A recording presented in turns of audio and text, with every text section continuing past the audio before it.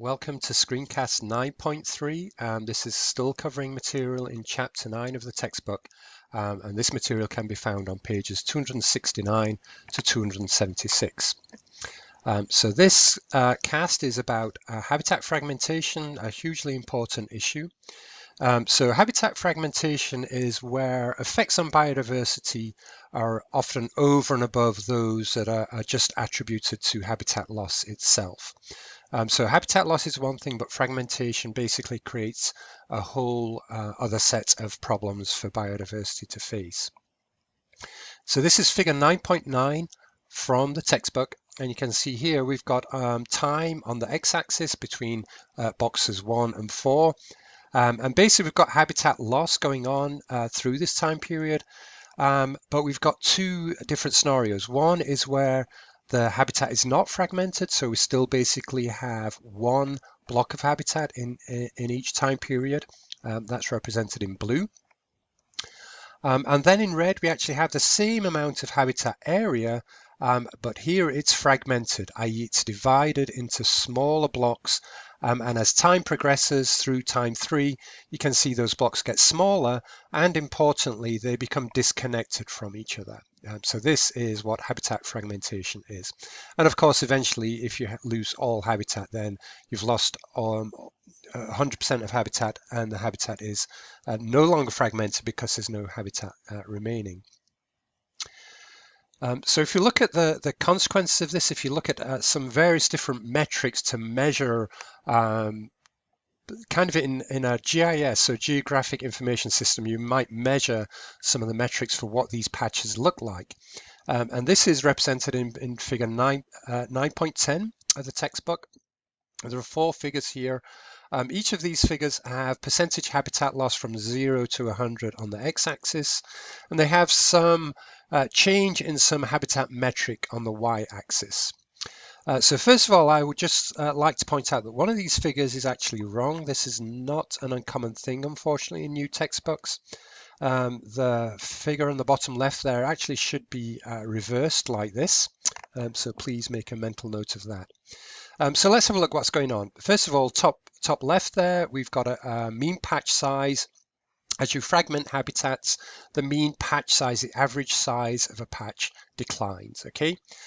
So at some stage, some species are going to no longer find those patches big enough. If you think about large organisms, especially things like large carnivores, at some stage the average patch size simply isn't going to be big enough to support that organism anymore.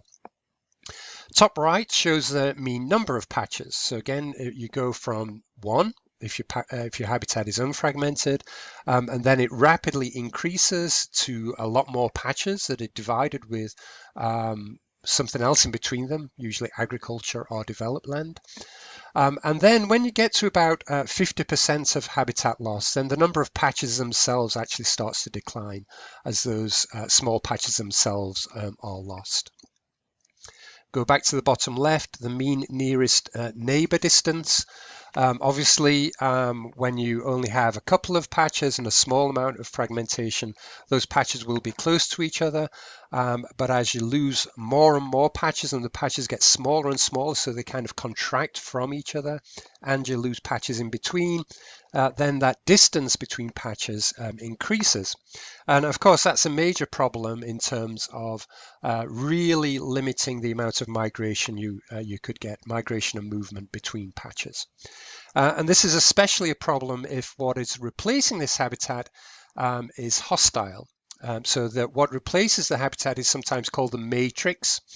So if you have forest and it's replaced by agriculture, the matrix is agriculture, and that agriculture might itself be very hostile to movement. Okay, it might be something where organisms just cannot survive by moving through that habitat.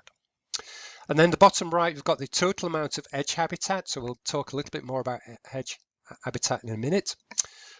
So this increases as you divide up a habitat, you get more and more edge created. But again, this peaks at around about 50% habitat loss.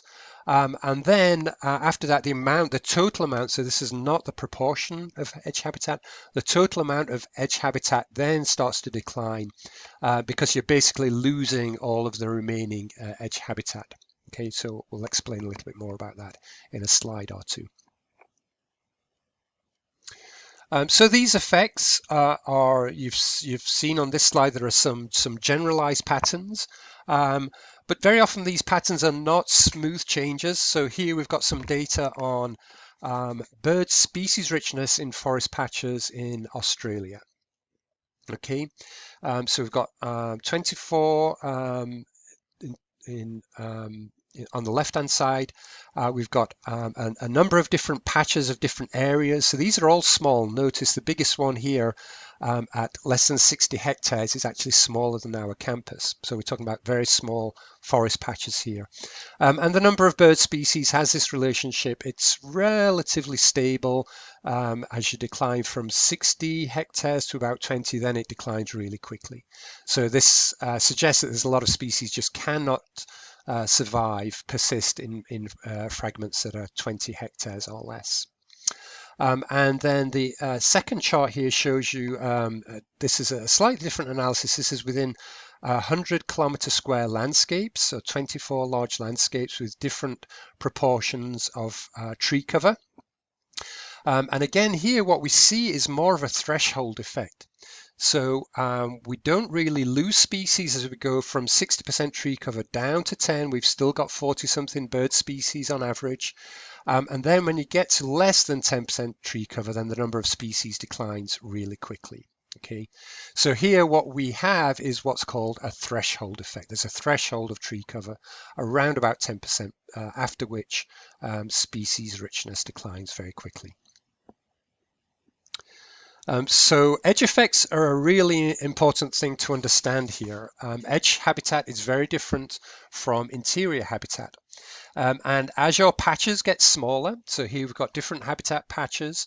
You can see here we've got an area of light green around the edge. That's the edge habitat. Okay.